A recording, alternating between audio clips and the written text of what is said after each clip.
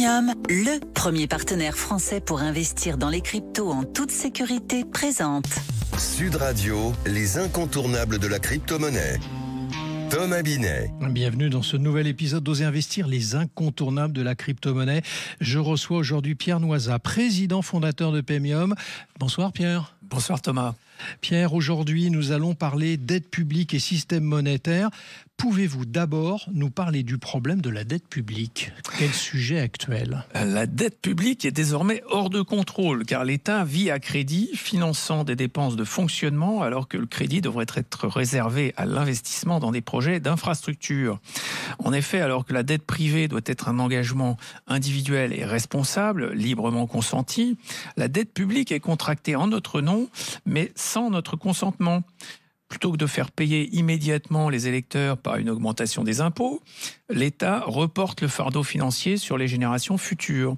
Elle n'est donc légitime que si elle finance des infrastructures dont l'utilité se projette sur plusieurs générations. Alors du coup, quel lien faites-vous entre la dette publique dont vous venez de nous parler et la crypto-monnaie ?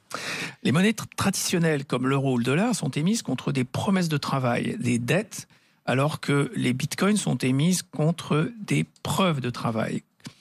Comme une banque, lorsqu'elle accorde un crédit, crée des euros par un simple jeu d'écriture, l'euro n'incite pas l'État à la sobriété monétaire. Mais alors pourquoi la dette publique augmente-t-elle année après année ?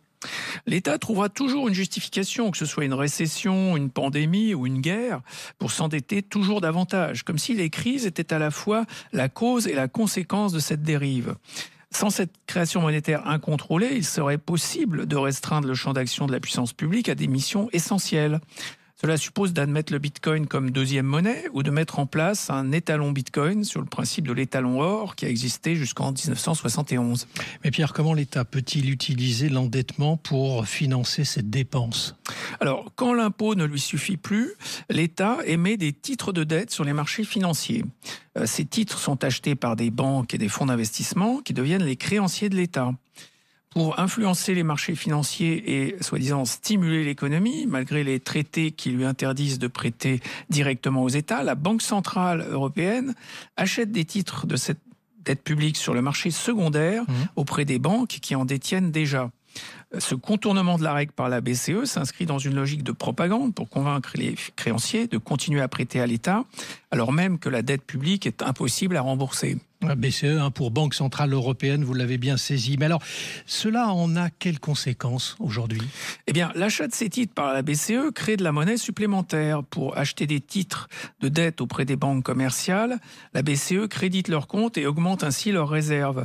Ces liquidités supplémentaires permettent aux banques d'accorder de nouveaux crédits, créant à leur tour de la monnaie. Elles n'ont qu'à inscrire à leur bilan simultanément une dette et un dépôt. Cet argent disponible immédiatement augmente la quantité de monnaie en circulation. Cette création monétaire provoque une inflation des prix et finance des projets de moins en moins utiles, menant à des crises économiques. Mais alors, Pierre, quel est selon vous quand même le principal problème posé par la dette publique ? Alors, outre la hausse des prix et l'instabilité économique, la dette publique a pour effet d'évincer l'investissement productif en absorbant une part significative de l'épargne disponible sur les marchés.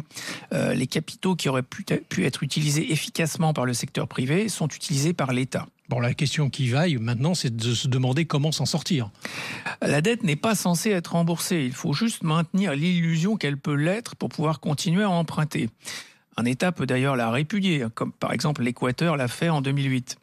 La dette n'est pas un accident, mais une fonction de l'État, dès lors qu'il bénéficie du monopole de la monnaie. C'est donc ce monopole qu'il faut repenser pour recentrer le rôle de l'État sur des domaines essentiels. Merci Pierre pour votre analyse. On vous donne rendez-vous mercredi prochain pour un autre numéro d'Oser Investir, les incontournables de la crypto-monnaie. Et pour ce qui me concerne, je vous donne rendez-vous dimanche matin dès 9h27 sur Sud Radio. Sud Radio, les incontournables de la crypto-monnaie.